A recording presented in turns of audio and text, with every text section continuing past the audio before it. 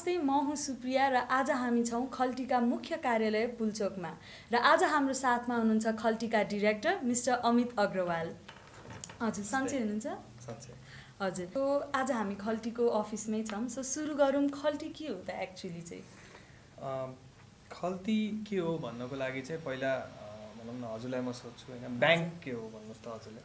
हजुर, ब्याङ्क अब हामीले नर्मल एज अ सिटिजन बुझ्ने भनेको त गएर पैसा राख्ने, सुरक्षित राख्ने। हजुर त्यति नै एक्ज्याक्टली होइन। सो हामीले कति मान्छेसँग कारोबार गर्छौँ, पैसा लेनदेन गर्नुपर्ने हुन्छ र त्यो पैसा सुरक्षित राख्नलाई हामीले ब्याङ्कमा गएर एउटा खाता खोल्ने चलन आयो होइन, एउटा पुर्खौँदेखि हेर्दाखेरि त्यसरी आयो। र ब्याङ्कले खासमा गरिदिने भनेको त हाम्रो हिसाब किताब राखिदिने हो नि त, कोसँग कति पैसा छ र उसले कसैलाई दिनु पर्यो भने कसरी ट्रान्सफर गर्छ होइन। र जब टेक्नोलोजीको विकास हुँदै गयो होइन, हामीले के थाहा पायौँ भने ब्याङ्कले सबै ठाउँमा शाखा खोल्न सक्दैन होइन। र जहाँ एउटा सिग्निफिकेन्ट पब्लिक छैन, डेन्सिटी छैन, त्यहाँ शाखा खोलेर पनि ब्याङ्कको कस्ट चाहिँ निस्किँदैन होइन। झन् नेपाल जस्तो देशमा जहाँ पहाड हिमालहरू छन् त्यहाँ त सम्भवै छैन। तर अपर्च्युनिटी कहाँ देखियो भने ब्याङ्क पुग्न नसके पनि मोबाइल त हात हातमा पुगेछ होइन। अहिले एक घरमा एउटा मोबाइल लगभग नेपालको सबै ठाउँमा पुगिसक्यो भने यदि एउटा खाता मेन्टेन गर्ने हो र त्यो खाताले चाहिँ कसको कारोबार कति हो, कसलाई कति दिनुपर्ने, कोसँग कति छ भन्ने कुरा नै उद्देश्य हो भने त्यो त एउटा मोबाइलमा गर्न पाए कति राम्रो हुन्थ्यो होला भन्ने प्रसङ्गबाट चाहिँ यो मोबाइल वालेट अथवा डिजिटल वालेट, वालेट भनेको पर्स, हामी जुन पर्स बोक्छौँ त्यसलाई वालेट भनिन्छ होइन।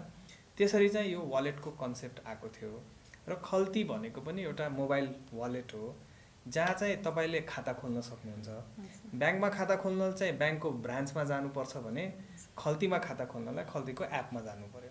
अनि त्यहाँ एपमा गइसकेपछि जसरी ब्याङ्कमा एकाउन्ट नम्बर हुन्छ, खल्तीमा चाहिँ यो मोबाइलको खाता भएको हुनाले त्यहाँ मोबाइल नम्बर चाहिँ तपाईँको खाताको एकाउन्ट नम्बर सरह भयो होइन। अनि हजुरले त्यसरी खाता खोलिसकेपछि अब त्यहाँ चाहिँ तपाईँ पैसा राख्न सक्नुहुन्छ होइन। र पैसा राखिसकेपछि कसैलाई पठाउनु पर्यो पैसा, कुनै कहीँ तिर्नु पर्यो पैसा होइन, त्यस्ता लगायत विभिन्न कार्यहरू गर्न सक्नुहुन्छ। सो समग्रमा भन्दा खल्ती चाहिँ एउटा मोबाइल खाता हो र हामी घरै बसेर, किनकि अहिले हामीसँग इन्टरनेटको पहुँच छ होइन, हामी घर बसेर आफ्नो खाता खोल्न सक्छौँ र त्यसलाई सञ्चालन गर्न सक्छौँ। सो स्पेसिफिकली चाहिँ हामीले हाम्रो खल्टी अकाउन्टबाट चाहिँ के चाहिँ सेवाहरू हामीले प्रयोग गर्न सक्छौँ त? हजुर, अहिले यो सबै सेवाहरू चाहिँ नेपालमा अलि नयाँ मान्छु म होइन, किनकि डिजिटल इन्डेक्सहरू हेर्दाखेरि हाम्रो नजिकका मुल्कहरू होइन, चाहे चाइना होस्, सिङ्गापुर होस्, इन्डिया होस् होइन, यिनीहरू विकसित भइसके। नेपाल चाहिँ सुरुवाती फेजमा भएको हुनाले अहिले चाहिँ हामी मुख्य पेमेन्ट्समा फोकस गरिरहेछौँ र पेमेन्ट्स मध्ये पनि युटिलिटी पेमेन्ट्स भन्छौँ हामी होइन। जस्तै कि तपाईँको मोबाइल रिचार्ज, तपाईँको ल्यान्डलाइन बिल, तपाईँको बिजुली बिल, तपाईँको खानेपानी बिल, टिभी, इन्टरनेट, तपाईँको डिम्याट खाता, तपाईँको इन्सुरेन्सको प्रिमियम, यी सबै सेवाहरू चाहिँ अहिले खल्तीमा उपलब्ध छन् होइन। र सँगसँगै अब भनौँ न तपाईँलाई कुनै ब्याङ्कमा पैसा पठाउनु पर्यो, कुनै व्यापारीलाई पैसा पठाउनु पर्यो, कुनै साथीलाई लेनदेन गर्नु पर्यो भने त्यो फन्ड ट्रान्सफर सर्भिसेसहरू पनि अहिले एभाइलेबल छन्। र लकडाउन अहिले छ, लकडाउन खुलेपछि भनौँ न हाम्रो आन्तरिक यो फ्लाइट्सहरू, डोमेस्टिक फ्लाइट्सहरू पनि टिकटहरू हामी त्यहीँ काट्न सक्छौँ होइन। सो यस्ता विभिन्न सुविधाहरू चाहिँ त्यहाँ उपलब्ध छन् अहिले। हजुर, सो अब यस्तो सेवाहरू प्रयोग गर्ने पाउँदा पनि जस्तै अब मेरै मम्मी नै, अब मैले मम्मी मसँग खल्टी छ, घरबाटै बत्तीको पैसा तिरौँ न त भन्दा पनि मम्मी मान्नुहुन्न, जानुहुन्छ त्यहीँ। सो यो कुरा आउँदाखेरि कतिको सुरक्षित छ कि छैन भन्ने कुराले गर्दा नै हुँदाहुँदै पनि मान्छेहरू युज गर्दैनन्। सो हाम्रो खल्टी चाहिँ कतिको चाहिँ सुरक्षित छ त? हजुर, अब तपाईँले सुरक्षाकै कुरा गर्नुहुन्छ भने यो सेक्युरिटी भन्ने एउटा माइन्डसेट हो होइन। जसले जे कुरा बनाएको हुन्छ उसले त्यही कुरा सुरक्षित हो भन्छ होइन। त्यो मैले नै अब खल्ती एकदमै सुरक्षित छ भन्नाले मात्र सुरक्षित भएन। तर यसका केही कुराहरू छन् जसले ट्रस्ट डेभलप गरेको छ र त्यही भएर हामीले धेरै युजर्सहरूको माया पनि पाएको छौँ होइन। फर्स्ट कुरा चाहिँ हामी राष्ट्रिय ब्याङ्कबाट एउटा लाइसेन्स्ड प्राप्त भुक्तानी सेवा प्रदायक छौँ होइन। भनेपछि हामीलाई रेगुलेट गर्ने एउटा सरकारी निकाय छ जसले हाम्रो अनुगमनदेखि लिएर हाम्रो अडिटदेखि लिएर सबै गर्नुहुन्छ र प्लस कुनै ग्राहकले खल्तीमा पैसा राख्नुहुन्छ भने चाहिँ त्यो पैसा चाहिँ राष्ट्रिय ब्याङ्कको निगरानीमा हाम्रो सेटलमेन्ट एकाउन्टमा सुरक्षित बसेको हुन्छ। एउटा पार्ट त्यो भयो। अर्को पार्ट चाहिँ सुरक्षा भनेको एउटा अनगोइङ प्रोसेस हो। तपाईँ सधैँ इभल्भ भइराख्नुहुन्छ होइन। अब इभन भनौँ न फेसबुक अर गुगल पनि एकदमै सुरक्षित छ तपाईँ भन्न सक्नुहुन्न, किनकि त्यो डेली अपडेट गर्नु पर्यो। त्यो डेली अपडेट गर्दाखेरि चाहिँ हामीले स्ट्यान्डर्ड प्र्याक्टिस के हो त होइन, यो सेक्युरिटीका चाहिँ जुन एउटा प्रमाणित प्र्याक्टिसेसहरू छ हामीले त्यो फलो गराएका छौँ कि छैनौँ होइन। सो हाम्रो खल्ती बनाउने बेला चाहिँ हामी 4 जना पार्टनर छौँ। स्टार्ट गर्नुभन्दा अगाडि नै हाम्रो 2 जना टेक्नोलोजी पार्टनरले चाहिँ CPI-SI भनेर certified payment card industry security इम्प्लिमेन्टरको कोर्स गरेर त्यो सिकेर अनि त्यो जुन PCI-DSS भनिन्छ payment card industry data security standard, त्यसको 12वटै प्रिन्सिपल हुन्छ त्यसमा। त्यो प्रिन्सिपललाई फलो गरेर हामीले त्यसरी चाहिँ आर्किटेक्ट बनाएको छौँ र अहिलेसम्म हाम्रोमा कुनै पनि सेक्युरिटीको त्यस्तो ब्रिच अथवा घटना भएको छैन होइन। सो यो सेकेन्ड कुरा भयो होइन। थर्ड कुरा चाहिँ सुरक्षित भन्ने कुरा चाहिँ एकतर्फी हुँदैन होइन। मैले मेरो घरको ढोकामा एकदम ठुलो तालचा लगाएँ तर मैले मेरो झ्याल खुल्लै छोड्यो भने त्यहाँ चोरी हुनसक्छ होइन। त्यही भएर ग्राहक आफै पनि सुरक्षाको लागि भनौँ न तपाईँले चाहिँ कस्तो पासवर्ड राख्नुभयो, तपाईँले आफ्नो पासवर्ड कहाँ दिनुभयो, तपाईँको मोबाइलमा कुनै OTP वान टाइम पासवर्ड आउँछ नि, हामीले त्यो लगइन गर्ने बेला कोडहरू पठाएको हुन्छ, त्यो कोड तपाईँले अरूलाई सेयर गर्नुभयो भने तपाईँ जस्तो सुकै सेक्योर सिस्टम चलाए पनि तपाईँ आफूलाई सुरक्षित भन्न सक्नुहुन्न नि त। त्यही भएर आफू पनि त्यसको लागि अवेर हुनु पर्यो। हामी पनि अवेरनेस क्याम्पेनहरू चलाइरहन्छौँ, लिट्रेसी क्याम्पेन चलाइरहन्छौँ होइन। र अहिले जुन तपाईँले सुरुमा प्रश्न गर्नुभयो नि, तपाईँको मम्मी चाहिँ अझै पनि इलेक्ट्रिसिटी बिल तिर्न जानु भएन, त्यसको एउटा कारण सेक्युरिटी होला, उहाँलाई सेक्योर फिल भएन भने। अर्को कारण चाहिँ त्यहाँ ठुलो कारण के छ भने 30 वर्षदेखि 50 वर्षदेखि कुनै कुरा तपाईँ एउटा तरिकाले गर्नुभयो and it was working well होइन भने आज चाहिँ आएर यो यसरी होइन यसरी गर्नुपर्छ भनेर हामी सिकाउने मान्छे को हो त भन्ने एउटा बिहेभियरल चेन्जको कुरा आउँछ। दोस्रो कुरा टच एन्ड फिल। जब हामी क्यासलेस जान्छौँ टच एन्ड फिल हराउँछ। हामीलाई कति कुरा चाहिँ आफै छोएर आफै जबसम्म हामी गर्दैनौँ हेर्दैनौँ हामीलाई चाहिँ त्यो ठिक लाग्दैन। र मेरै बुवा पनि भनौँ न एउटा बिजुली बिल तिर्न जानुहुन्छ भने उहाँको एउटा समय एउटा टाइम पास हुन्छ। उहाँ भनौँ न बिस्तारै हिँडेर जानुहुन्छ, 2 जना साथी भेट्नुहुन्छ, त्यहाँ चिया खानुहुन्छ, अनि त्यो रिसिप्ट चाहिँ यसो हेरेर ल्याएर फाइलिङ गरेर राख्नुहुन्छ। सो त्यो उहाँको बिहेभियर हो र उहाँलाई त्यो कुराले त्यो टच एन्ड फिलले चाहिँ उहाँलाई ढुक्क बनाउँछ होइन। तर कति मान्छेलाई चाहिँ त्यो एउटा गाह्रो पनि भएको छ, जसको लागि टाइम पास मात्र गर्नुपर्ने छ, एउटा उसको एउटा सोसलाइज गर्ने बाटो हो, त्यसको लागि त ठिक हो। तर जब एउटा नगरकोट बस्ने मान्छे जसको 300 को बिजुली बिल आएको छ, ऊ गाडी चढेर जब भक्तपुर आउनुपर्छ र उसको भनौँ न आधी दिनको अफिसबाट छुट्टी लिएर जब ऊ आउनुपर्छ नि र दुईतर्फी उसले भाडा तिर्नुपर्छ, त्यहाँ चाहिँ देशलाई एउटा प्रोडक्टिभ आवर्सको लस भयो। भनौँ न एउटा बिजुली बिल तिर्न 4 घन्टा लाग्यो, अब अरू कुरा ल्यान्डलाइन बिल तिर्न अर्को लाग्यो, गर्दाखेरि समग्रमा 1 महिनामा 3-4 दिन चाहिँ हाम्रो प्रोडक्टिभ आवर हराउने हो र ट्राभल कस्ट लाग्ने हो भने त ठुलो लस भइरहेछ नि त नेसनलाई। त्यो चाहिँ हामी यो वालेटबाट चाहिँ चेन्ज गर्न सक्छौँ। तर बिस्तारै चाहिँ त्यो बिहेभियरल चेन्ज टच एन्ड फिलबाट क्यासलेसमा लाने जर्नीमा चाहिँ हामी एक्लैले सक्दैनौँ। हामी सबैजनाको चाहिँ एउटा यसमा कन्ट्रिब्युसन भयो भने चाहिँ आई थिङ्क त्यो चेन्ज हुन्छ। हजुर। सो नेपालमा चाहिँ हजुरहरूको खल्ती खुल्नु अगाडि नै अरू पनि यस्तो मोबाइल वालेटहरू थिए होइन? हजुर हजुर। सो किन नै हजुरले चाहिँ अब फेरि अर्को मोबाइल वालेट खोलौँ भनेर सोच्नुभयो? साह्रै राम्रो प्रश्न गर्नुभयो हजुरले होइन।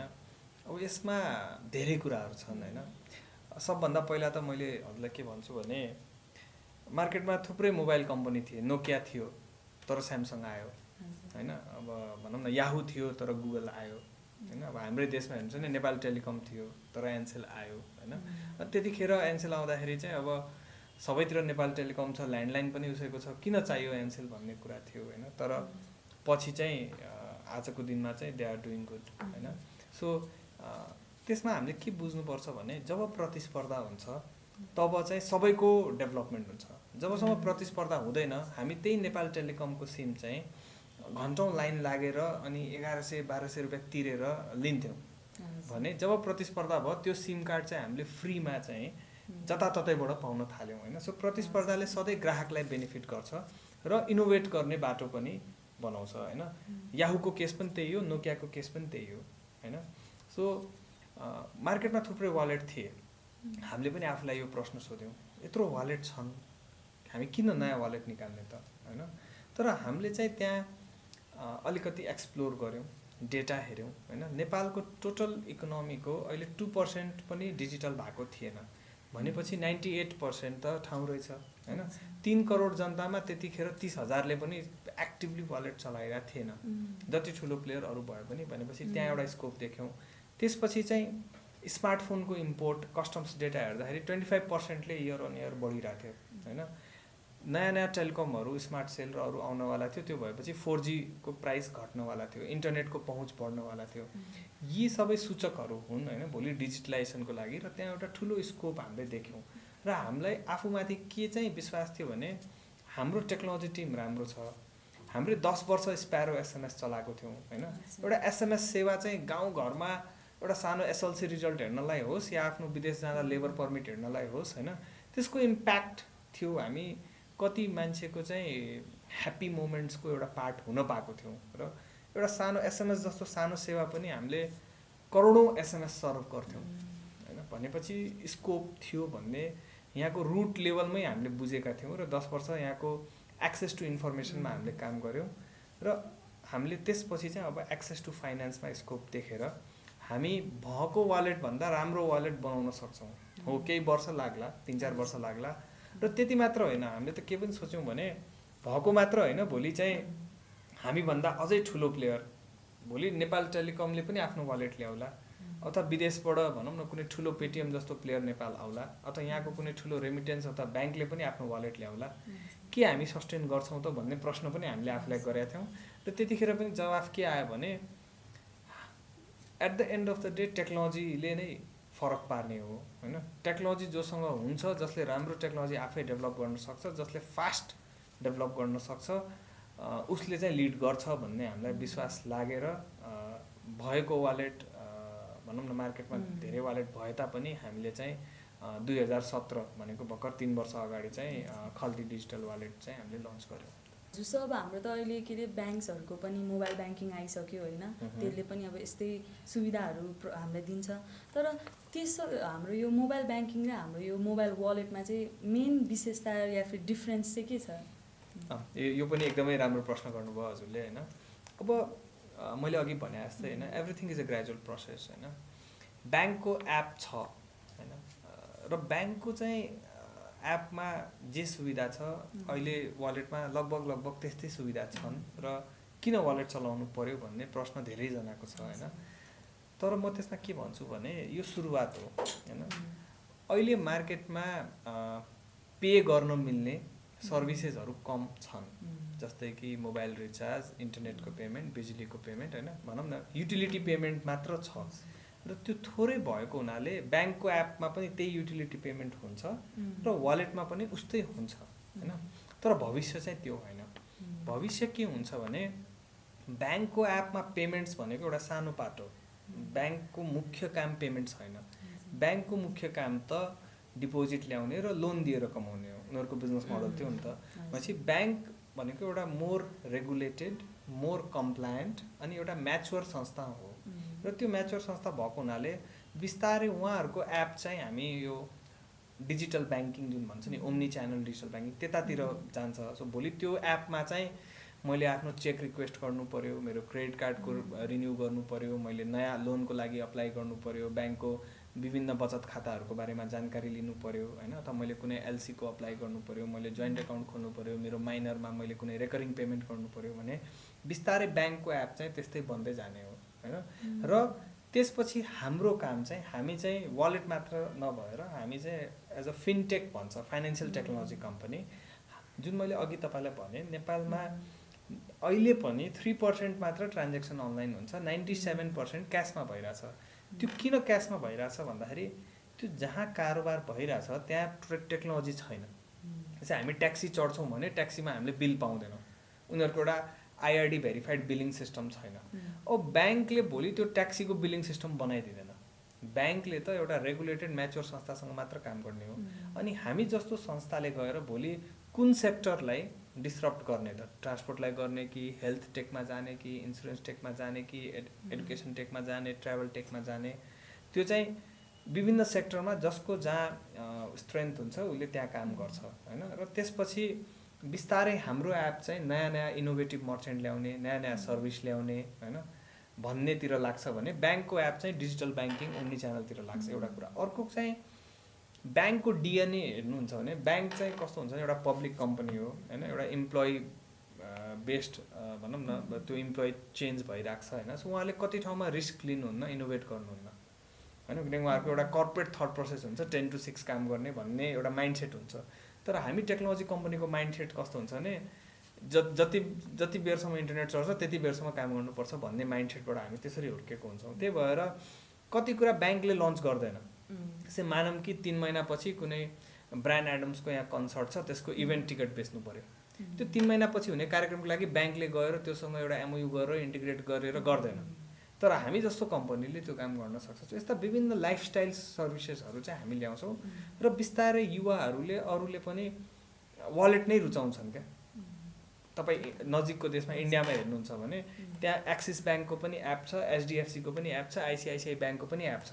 तर पनि बढी ट्रान्जेक्सन चाहिँ पेटिएम अथवा भनौँ न एमाजोन पेमा भइरहेछ, किनकि ब्याङ्कको उद्देश्य फरक छ, ब्याङ्कको लिमिटेसन्स छ, ब्याङ्कको एउटा कर्पोरेट स्टाइलमा चल्छ भने भोलि कुनै नयाँ कुरा इनोभेसन गर्नु पऱ्यो भने हामी ब्याङ्कसँग मिलेर काम गर्छौँ अझै होइन। ब्याङ्कको लागि भोलि हामीले ब्याङ्कलाई क्रेडिट कार्ड बिकाउनु पऱ्यो भने भोलि हामी खल्ती मार्फत त्यो काम गर्न सक्छौँ होइन। सो त्यसरी चाहिँ त्यो फरक हुँदै जाने हो। र अहिले पनि युवाहरूले चाहिँ ब्याङ्कमा गएर खाता खोलेर एउटा केवाइसी गरेर त्यहाँ चाहिँ भनौँ न कारोबार जबसम्म आवश्यक हुँदैन तबसम्म गर्दैनन्। तर वालेटमा चाहिँ भनौँ न उनीहरूलाई ट्रेन्डी लाग्छ, अन द गो लाग्छ। ब्याङ्कको अर्को लिमिटेसन के छ भने कारोबार गर्ने टाइम सीमित छ, 10 to 8 छ।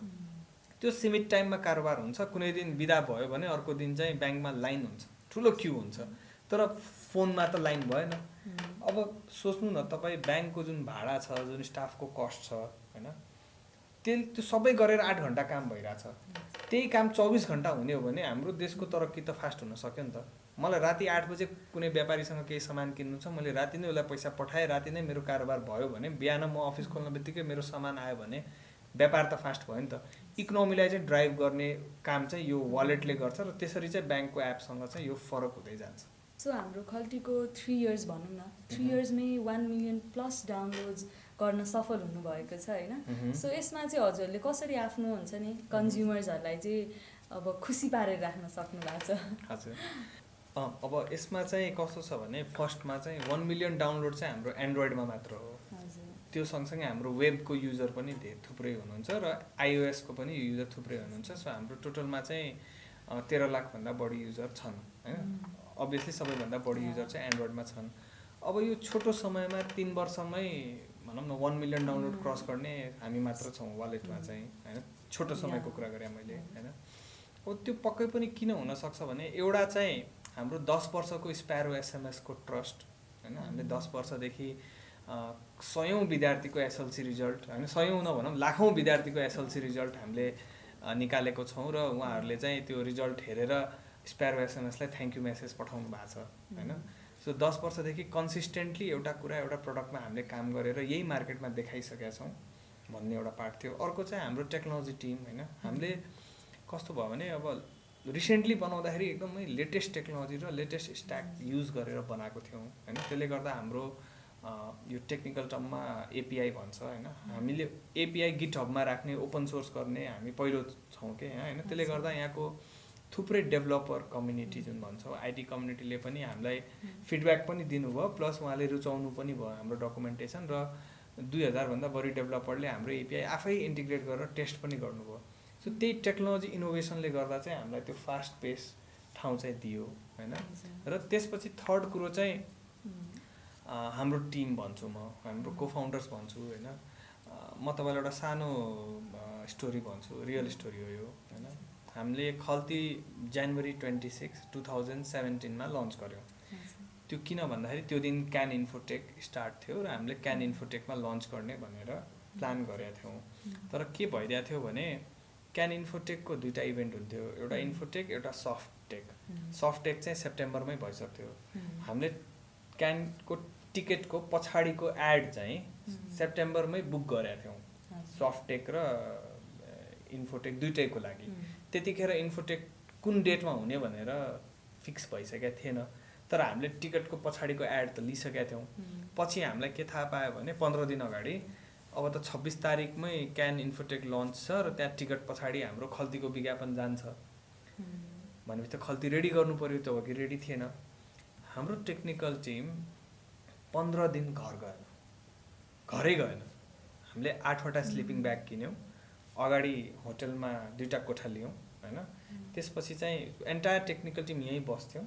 हाम्रो आफ्नो क्यान्टिन छ, त्यो दिउँसो खाना यहीँ पाक्थ्यो, बिहान चिया अन्डा चनाहरू यहीँ हुन्थ्यो र राति चाहिँ अब दिनभरि काम गरेर चाहिँ थकालीतिर कहीँ गएर खाना खान्थ्यौँ र आएर यहीँ काम गरेर कोही 2 बजे कोही 3 बजेसम्म, कोही रातभरि, कोही स्लिपिङ ब्याग थियो त्यहीँ सुत्थ्यो, कोही चाहिँ होटलमा गएर सुत्थ्यो।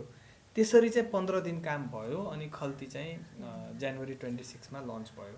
र जुन अघिको तपाईँको क्वेसन थियो ब्याङ्क र वालेटमा के डिफ्रेन्स छ, यही डिफ्रेन्स छ क्या। 15 दिन घर नगइकन हामीले त्यसरी काम गर्नु परेको थियो र विगत 3 वर्षमा पनि होइन हामीले त्यसरी नै काम गरिरहेछौँ होइन। र त्यसले गर्दा नै होला हाम्रो एउटा कन्सिस्टेन्ट एफर्ट भएपछि मान्छेलाई ट्रस्ट बढ्दै जान्छ। मार्केटमा थुप्रै वालेट अझै पनि छन् होइन, तर जसले चाहिँ एभ्रिडे उत्तिकै एफर्ट राख्छ विथ फुल डिटर्मिनेसन होइन, हरेस नखाइकन यो के गरिरहेको छु कहाँ जाने हो। अब यसमा अहिले पनि हामी हरेक महिना लाखौँ रुपियाँ हाम्रो लस भइरहेछ अहिले पनि, र भविष्यमा पनि केही वर्ष हुनेछ। त्यो छँदै पनि हामी यसमा दिनरात दिइरहेछौँ र आफूसँग भएको पैसा 10 वर्षमा हामीले स्प्यारो एसएमएसमा जे सेभ गरेका थियौँ त्यो सबै हामीले यसमा फुल हार्टेडली लगानी गर्थ्यौँ होइन। सो आई थिङ्क त्यो कुराले गर्दा होला र हाम्रो टिमको जुन एउटा कन्सिस्टेन्ट एफर्ट छ र स्प्यारो एसएमएसको ट्रस्ट थियो र टिममाथिको चाहिँ एउटा विश्वासले गर्दा नै होला थुप्रै युजर्सहरूले चाहिँ खल्ती युज गर्नुभयो। अझै पनि धेरै कुराहरू छ हामी इम्प्रुभ गर्नुपर्ने अभियसली होइन, धेरै फिडब्याक पनि हामीले पाएको छौँ र त्यसमा हामी निरन्तर काम गरेर हामी के चाहिँ बाचा गर्न चाहन्छौँ सबैलाई भने हामी हिजोभन्दा आज चाहिँ राम्रो हुनेछौँ र यो चाहिँ निरन्तरता हामी दिनेछौँ र यो सधैँ इम्प्रुभ हुँदै जानेछ। र त्यसैले गर्दा हो छोटो समयमै हामीले एन्ड्रोइडमा 1 मिलियन डाउनलोड क्रस गरेका छौँ। आई गेस खल्ती चाहिँ is the best example of टिमवर्कले एउटा कम्पनीलाई कहाँ पुर्याउन सक्छ भनेर। सो यति धेरै डाउनलोडर्स हुनुहुन्छ होइन, तर यसमध्ये पनि कुनैहरू चाहिँ कस्तो हुन्छ भने डाउनलोड गरेर राख्नुहुन्छ, कहिलेकाहीँ रेयरली युज गर्नुहुन्छ या फिर त्यो डाउनलोड भएर मात्रै बस्ने पनि हुनुहुन्छ होइन। सो यसको लागि चाहिँ हजुरले के गर्ने सोच्नु भएको छ या फिर के गर्दै हुनुहुन्छ? यो पनि भनौँ न तपाईँले सबै सोध्ने प्रश्न साह्रै राम्रो लागिरहेछ मलाई होइन, र मलाई लाग्छ धेरै हाम्रो युजरहरूको पनि यो प्रश्न हुनसक्छ होइन। सो यो चाहिँ सबैभन्दा च्यालेन्जिङ पार्ट हो हाम्रो लागि मात्र होइन, सबै वालेटको लागि हो र यसमा धेरै कुरा जोडिएको हुन्छ। यो चाहिँ एउटा इकोसिस्टमले ड्राइभ गर्ने कुरा हो होइन। मेजर यसका फ्याक्टर्सहरू चाहिँ सबभन्दा पहिला लिट्रेसी होइन, कति कुरा चलाउन नजानेर अथवा त्यो अवेरनेस नभएर कतिले चलाउँदैनन्। अर्को चाहिँ एक्सेस होइन, एक्सेस भनेको त्यो चलाउन सजिलो हुनु पऱ्यो, तपाईँको ब्याङ्कसँग लिङ्क हुनु पऱ्यो होइन, त्यो एक्सेस नहुनसक्छ अथवा कोहीसँग ब्याङ्क खाता छैन भने उसले कसरी चलाउँछ होइन, त्यो सेकेन्ड पार्ट हो। थर्ड कुरो चाहिँ यसमा निड हो होइन। अब कतिलाई चाहिँ जसरी हाम्रो युथ्सहरू हुनुहुन्छ होइन, उनीहरूलाई घरको बिजुली बिल उनीहरूले तिर्नुहुन्न होइन, बुवाले तिर्नुहुन्छ, कसरी के तिर्नुहुन्छ, बुवाले 5 घन्टा लगाएर तिर्नुहुन्छ कि हुँदैन उहाँहरूलाई खासै मतलब पनि भएन। उहाँलाई युज हुने भनेको मोबाइल रिचार्ज हो, त्यो चाहिँ जताततै पाइन्छ होइन। सो त्यो निड पनि कति ठाउँमा नभएको हो। र फोर्थ कुरा चाहिँ ट्रस्ट। कति मान्छेलाई चाहिँ अब त्यो भनौँ न एउटा टच एन्ड फिल फ्याक्टर नभएपछि त्यसमा यो के हो भन्ने एउटा भइरहेको हुन्छ होइन। जबसम्म प्रयोग गर्दैनन्, एकचोटि प्रयोग गर्नुभयो र काम गर्यो भने चाहिँ त्यसपछि चाहिँ ट्रस्ट बिस्तारै बिल्ड हुन्छ होइन। तपाईँले एकचोटि बिजुली बिल अनलाइन तिर्दिनु भयो खल्तीबाट भने नेक्स्ट टाइम चाहिँ तपाईँ 4 घन्टा लगाएर लाइन लगाएर तिर्नुहुन्न होइन। अब यसको लागि हामी के गरिरहेछौँ भनेपछि सर्वप्रथम त धेरै मान्छेलाई गाह्रो हुने भनेको खल्तीमा पैसा कसरी राख्ने, किनकि हामी त पेमेन्ट्स एप हो, एप डाउनलोड गरेर गेम खेले जस्तो होइन होइन। त्यहाँ त पैसा तिर्नु छ भने मैले भने नि अघि यो त खाता हो नि त, तपाईँले ब्याङ्कमा खाता खोलेर पैसा राख्नु भएन भने त त्यो ब्याङ्कको खाताको सरोकार भएन। त्यही भएर हामी पनि त एउटा मोबाइल खाता हो, राष्ट्रिय ब्याङ्कबाट भनौँ न लाइसेन्स प्राप्त संस्था हो र ब्याङ्कको खाता सरह यसलाई लिनु पऱ्यो। सो यसमा पैसा राख्न चाहिँ समस्या फेस गरेका थियौँ हामीले सुरुमा होइन, किनकि विदेशहरूमा चाहिँ कस्तो हुन्छ भने यो सबै ब्याङ्कहरूको लागि एउटा युनिफाइड पेमेन्ट सिस्टम हुन्छ, युपिआई जस्तो भन्छ। अनि यो वालेटहरू आउँदा चाहिँ एक ठाउँमा जोडेपछि सबै ब्याङ्कसँग जोडिन्छन्, तर नेपालमा चाहिँ युपिआई छैन। त्यो भएर हामी चाहिँ हरेक ब्याङ्कसँग एक एक गरी इन्डिभिजुअली जोड्नुपर्छ र एउटा ब्याङ्कसँग जोड्दाखेरि कहिले 3 महिना, कहिले 4 महिना, कहिले 6 महिना लाग्छ। र कतिपय ब्याङ्कले चाहिँ सुरुमा अब खल्ती जस्तो कति वालेट छन् किन इन्टिग्रेट गर्ने भन्ने थियो, तर अहिले विगत 6 महिनादेखि चाहिँ अब ब्याङ्कहरू होइन खल्ती पनि इन्टिग्रेट गरौँ भनेर बल्ल त्यो पोजिटिभ नोटमा आउनु भएको छ। र फर्स्ट प्रब्लम चाहिँ हाम्रो थुप्रै ब्याङ्क्स जबसम्म इन्टिग्रेट हुँदैन होइन, चाहिँ तपाईँले डाउनलोड गर्नुभयो, तपाईँको कुनै ब्याङ्कमा खाता छ, त्यहाँबाट पैसा खल्तीमा पठाउनु पर्ने, तर खल्तीमा चाहिँ त्यो ब्याङ्क अहिले आबद्ध थिएन अनि तपाईँ चलाउनुहुन्न। एउटा केस हामीले त्यो पनि भेटेका छौँ होइन। र त्यो सँगसँगै अहिले हामीले रिसेन्टली के गरेका छौँ भने जसको ब्याङ्क खाता नै छैन त्यसको लागि चाहिँ हामीले विभिन्न रेमिटेन्स एजेन्टसँग भर्खरै यो लकडाउनको बेला टाइअप गरेका छौँ। सो अहिले चाहिँ हजुरले खल्ती खाता खोल्नुभयो होइन, खाता खोलिसकेपछि चाहिँ कुनै पनि रेमिटेन्स एजेन्ट सिटी एक्सप्रेस अथवा आइपी रिलायबल रेमिट अथवा नेपाल रेमिट यिनीहरूको विभिन्न ठाउँमा एजेन्टहरू छन्। सो तपाईँ त्यो सिटी एक्सप्रेसको एजेन्टमा गएर मेरो खल्तीमा पैसा हालिदिनु भन्नुभयो भने उहाँले हालिदिनुहुन्छ। सो एउटा अनब्याङ्कको लागि चाहिँ हामी त्यो अप्रोच पनि लिइरहेछौँ। कति मान्छेलाई चाहिँ के एउटा भनौँ न एउटा मिथ भनौँ अथवा एउटा बुझाइ चाहिँ के छ भने मैले खल्ती खोलेँ अनि मैले केवाइसी भएपछि मात्र चलाउन मिल्छ भन्ने सोच हो। त्यस्तो होइन। केवाइसी चाहिँ 5000 सम्मको कारोबार, 5000 भन्दा बढीको कारोबार गर्नलाई चाहिँ केवाइसी भर्नु पर्यो र त्यो केवाइसी पनि अरू ब्याङ्क जस्तो ठुलो केवाइसी हुँदैन, त्यही एपमा 2 मिनटमा भर्न मिल्छ।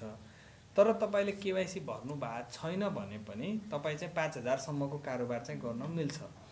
अर्को एउटा मान्छेहरूलाई गलत बुझाइ के छ भने मेरो ब्याङ्क खाता लिङ्क गरेपछि मात्र चलाउन मिल्छ, त्यो होइन। के हो भने तपाईँले खाता खोल्नुभयो होइन, त्यो खातामा कुनै तरिकाबाट पैसा आउनु पर्यो, त्यहाँ पैसा आयो भने तपाईँ चलाउन सक्नुहुन्छ। मानौँ तपाईँले ब्याङ्कमा नै खाता खोल्नुभयो, तपाईँको एकाउन्टमा अरू कुनै साथीले पैसा पठाएपछि त त्यसपछि त त्यो खाता सञ्चालन त गर्न मिल्यो नि।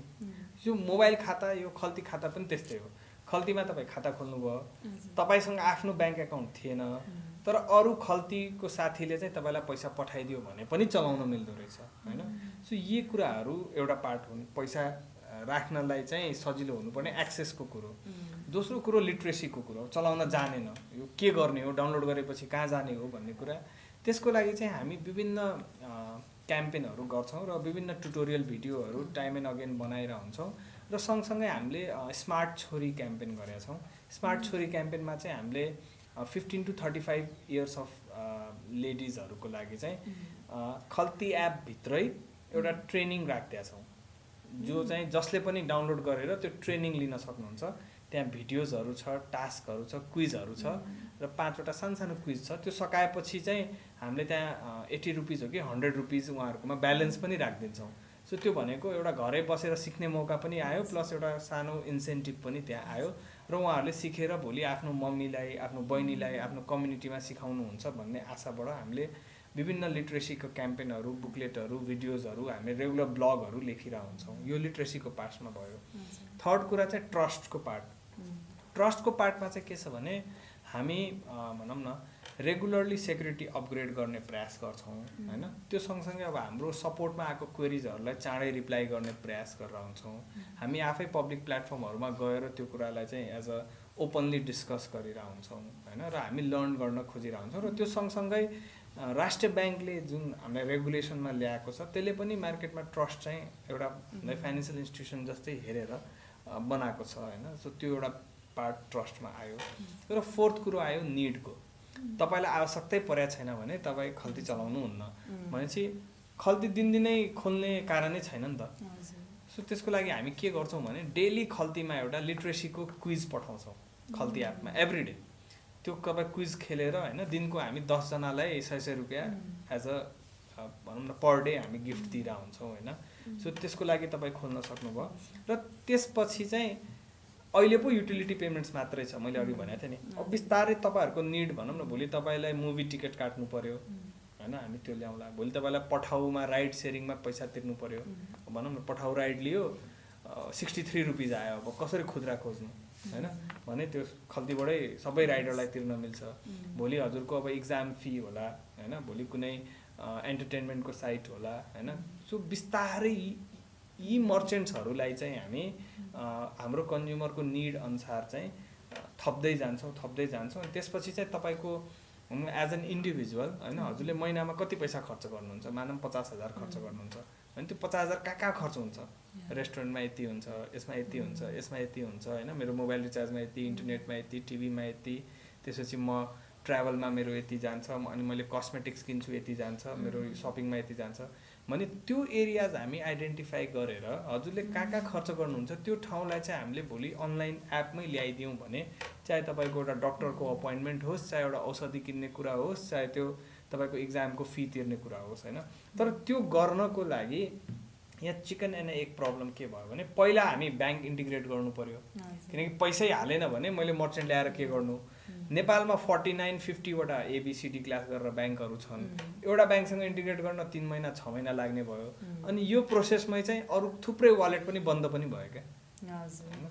सो यी कारणहरूले गर्दा चाहिँ मान्छेले खल्ती अथवा वालेट चलाउन जान्दैनन्। तर अब चाहिँ ब्याङ्क्सहरू एकदम पोजिटिभ भएको छन् र हामीले धेरै A क्लास ब्याङ्कहरूसँग डिप इन्टिग्रेसन गरिरहेको छौँ, खाता लिङ्किङको सर्भिस दिइरहेको छौँ र त्यही भएर होला अहिले हाम्रो युसेज पनि एकदमै बढेको छ। सो अब अहिले नेपाल चाहिँ सबै डिजिटल जाने भन्ने उनीहरूको एम छ है, एजुकेसनदेखि लिएर एभ्रिथिङ।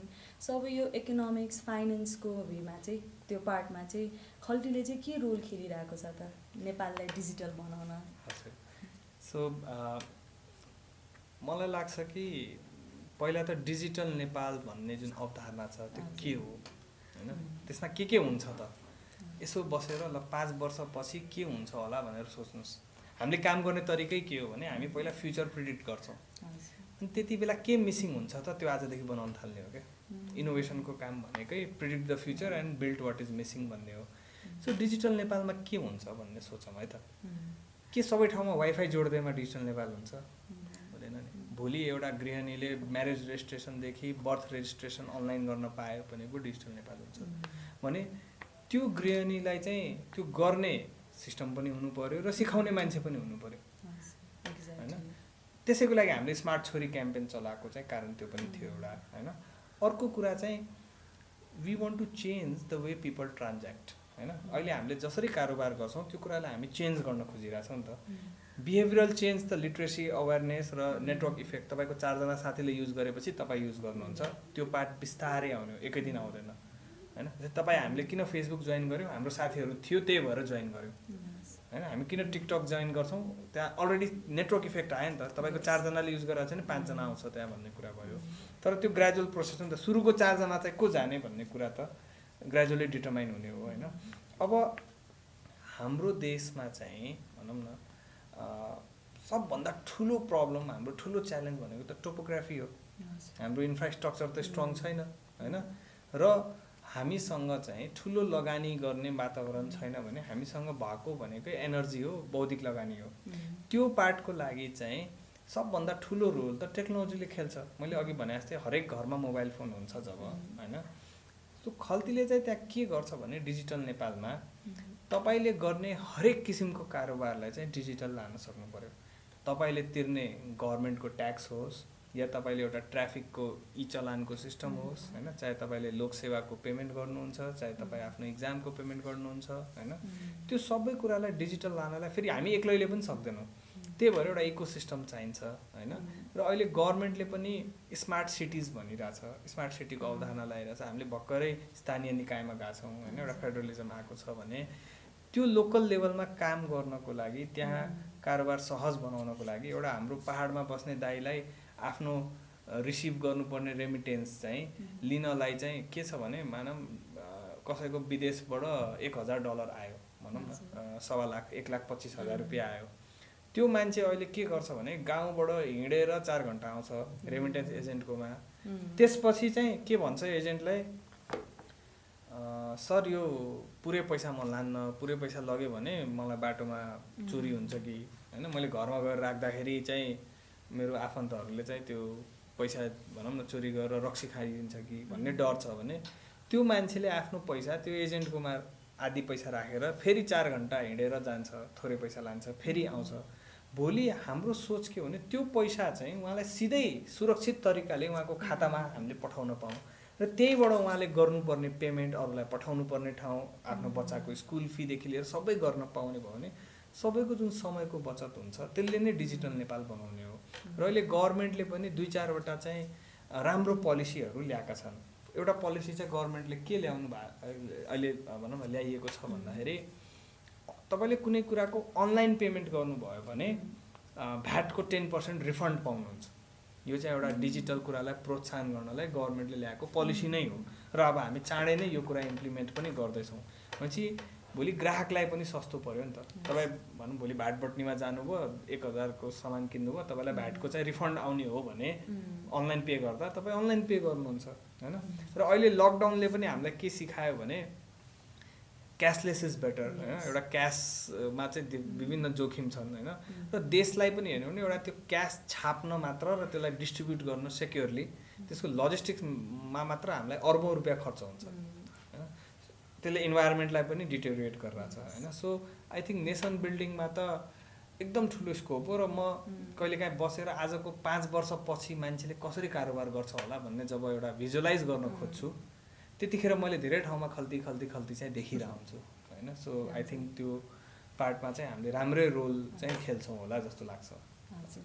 सो यही प्रश्नसँग हामी आज हाम्रो कार्यक्रमको अन्त्यमा आइपुगेका छौँ। सो हाम्रो अर्थ संसारको जुन अडियन्स हुनुहुन्छ नि, सो उहाँलाई चाहिँ के मेसेज छ त हजुरको? मैले चाहिँ भनौँ न के चाहिँ भन्न चाहन्छु भने हामीले पर्टिकुलरली यो कुरा गर्छौँ भनेर हामीले यो कम्पनी सुरुवात गरेको होइन। अब मैले यहाँ धेरै ब्याकग्राउन्ड भनिनँ, तर म आफै पनि कहिले काठमाडौँ आएर पढ्छु होला भनेर सोचे पनि थिएन। कम्पनी खोल्ने र ठुलो बनाउने त पर जाओस् होइन, काठमाडौँ जस्तो ठाउँमा आएर बसेर पढ्न सकिन्छ यस्तो महँगो ठाउँमा भन्ने क्वेसन थियो। र मैले +2 सकाएँ यहाँ स्कलरसिपमा। त्यसपछि म किराना पसलमा काम गरेँ 6 महिना फुल टाइम होइन। तर बिस्तारै अनि त्यसपछि मैले भनौँ न त्यो पढ्न इच्छा थियो अनि कलेजले पनि मलाई 100% फेरि स्कलरसिप दियो इन्जिनियरिङ पढ्नलाई, हस्टेल पनि फ्री दियो अनि मैले त्यसरी इन्जिनियरिङ आफ्नो कम्प्लिट गरेँ। र त्यसपछि पनि म कम्पनी खोल्छु भन्ने त्यस्तो केही पनि थिएन, एउटा प्लान भिजन लिएर केही पनि आएको होइन। अनि गर्दै जाँदा लक्किली राम्रो टिम, राम्रो को फाउन्डर्सहरू भेट्यौँ अनि त्यसपछि चाहिँ कम्पनी सुरुवात भयो र कन्सिस्टेन्टली काम गर्दै जाँदा चाहिँ केही राम्रो गर्न सकिन्छ भन्ने चाहिँ विश्वास आयो अहिले। सो मैले चाहिँ अब हाम्रो श्रोताहरूलाई के भन्न चाहन्छु भने हामीलाई बच्चैदेखि एउटा गलत कुरा सिकाइएको छ। त्यो के कुरा सिकाइयो भने हामी गरिब देश हो भन्ने सिकाइयो क्या। त्यो एकदमै गलत कुरा हो होइन। मलाई के लाग्छ भने मैले बारम्बार भन्ने गरेको छु होइन, सबभन्दा ठुलो करेन्सी चाहिँ वर्ल्डमा कमन करेन्सी चाहिँ एनर्जी हो होइन। र नेपालमा चाहिँ त्यो कुराको त हामी धनी छौँ। एनर्जी भनेको कि नेचुरल रिसोर्सेस हो कि युवाहरू हो। हामीसँग नेचुरल रिसोर्सेस पनि प्रशस्तै छ र युवाहरू चाहिँ भनौँ न हामीसँग प्रशस्तै छन्, तर त्यसलाई प्रोडक्टिभ नगरेर त्यसले बनाएको सामानलाई हामीले एक्सपोर्ट नगरेर हामी त्यही युवालाई नै एक्सपोर्ट गरिदियौँ क्या। हाम्रो विडम्बना चाहिँ त्यो थियो। तर मलाई के लाग्छ भने यो कोभिडले, यो लकडाउनले के सिकायो भने सबैभन्दा प्रिय कुरा त घर हुँदो रहेछ। एउटा कुरा त्यो सिकायो होइन। हामी घरमा बस्यौँ नि त, लकडाउन भएर बस्यौँ होइन। दोस्रो कुरा के सिकायो भने घर बसेर पनि काम हुँदो रहेछ, वर्क फ्रम होमको जुन कल्चर आयो। तेस्रो कुरा के सिकायो भने हामी मिटिङहरू गर्नलाई पनि भनौँ न ठुलो ठुलो सेमिनारहरू गर्नलाई, मिटिङ गर्नलाई, सिक्नलाई, लर्निङ गर्नलाई पनि घरबाट मिल्दो रहेछ। म चाहिँ भोलि म काठमाडौँबाट काम गरौँ कि वीरगन्जबाट काम गरौँ के फरक पर्यो र भन्ने कुरा त एउटा मिनिमलिस्टिक लाइफ यसले देखायो होइन। र हामीले पनि हाम्रै कल्चरलाई चाहिँ भनौँ न, चाहे त्यो एउटा नमस्ते गर्ने बानी होस् या एउटा भेजिटेरियन खाने कुरा होस् होइन, चाहे हामीले बेसारकै कुरा गरौँ होइन। सो त्यो कुराले चाहिँ हामीले के अब बुझ्नु पर्यो भने धेरै कुरा चाहिँ आफ्नै देशमा रहेछ होइन। र यहाँ काम गर्नलाई ठुलो लगानी नै चाहिन्छ भन्ने छैन होइन। बिना लगानी पनि यहाँ धेरै स्कोप छ र नेपालमा धेरै पैसा छ र नेपालको लाइफस्टाइल पनि एकदम राम्रो छ होइन। म जब काठमाडौँ आएको थिएँ म के सोच्थेँ भने 8 बजेपछि बन्द हुन्छ यार, कस्तो भनौँ न रमाइलो छैन भन्ने हुन्थ्यो। तर आज मलाई त्यही लाइफस्टाइल मनपर्छ कि जति काम गरेँ नि राति 8 बजे त म आफ्नो घरमा हुन्छु नि, मेरो वर्क लाइफ ब्यालेन्स हुँदो रहेछ होइन। त्यही मेरो भोलि सेन फ्रान्सिस्कोमा बस्ने साथी अथवा इन्डियामा मुम्बईमा बस्ने साथीलाई त्यो छैन। उनीहरूको 11-12 उसलाई 1-9 बजी निन्द्रै लाग्दैन, हामीलाई यहाँ ढिलो भने 11 बजी निन्द्रा लाग्छ होइन। यो कुराहरू हाम्रो कल्चर हाम्रो देशमा भएको हुनाले म के मेसेज दिन चाहन्छु भने हामीले यहीँ बसेर केही गरौँ, टिमवर्क एकदम इम्पोर्टेन्ट हो, कन्सिस्टेन्टली गरौँ र यहाँ गर्नेलाई पनि प्रोत्साहन गरौँ होइन। यो सँगसँगै मैले खल्ती डाउनलोड गर्नुभएको युजरहरूलाई पनि के भन्छु भने तपाईँहरूले हामीलाई जुन माया दिनुभयो त्यसको लागि हामी एकदमै आभारी छौँ होइन। हो खल्तीमा अहिले सबै कुरा एकदमै राम्रो नहोला होइन, तर हामी हिजोभन्दा आज बेटर हुनेछौँ र आजभन्दा भोलि बेटर हुनेछौँ र कन्सिस्टेन्टली हामी जुन स्पिडमा जुन मेहनतले काम विगतमा गरेका थियौँ त्यही मेहनतले चाहिँ हामी काम अझै गर्नेछौँ होइन। र तपाईँले पनि हाम्रो प्रडक्ट युज गरिदिनु होला, हामीलाई फिडब्याक दिनु होला र हामीलाई प्रोत्साहन दिनुभयो भने भोलि हामी नेपालको भनौँ न एउटा ठुलो सक्सेस स्टोरी बनाएर आउने पिँढीलाई पनि यहीँ बसेर काम गरौँ भन्ने प्रोत्साहन गर्न चाहन्छौँ। र आई थिङ्क त्यो भयो भने मात्र एउटा समग्र रूपमा डिजिटल नेपाल बन्छ। अन्यथा चाहिँ हामी सबै विदेश गयौँ भने चाहिँ त्यो सपना चाहिँ कहिले पनि पुरा हुँदैन। र अहिले लकडाउनले पनि हामीलाई के सिकायो भने बरु विदेशबाट फर्केर नेपाल नै आऊ होइन र यहीँ काम गर भन्ने कुरा पनि सिकायो। यो अपर्च्युनिटीलाई हामीले लिएर चाहिँ काम गर्नुपर्छ भन्ने नै मेसेज दिन चाहन्छु म। Thank you very much.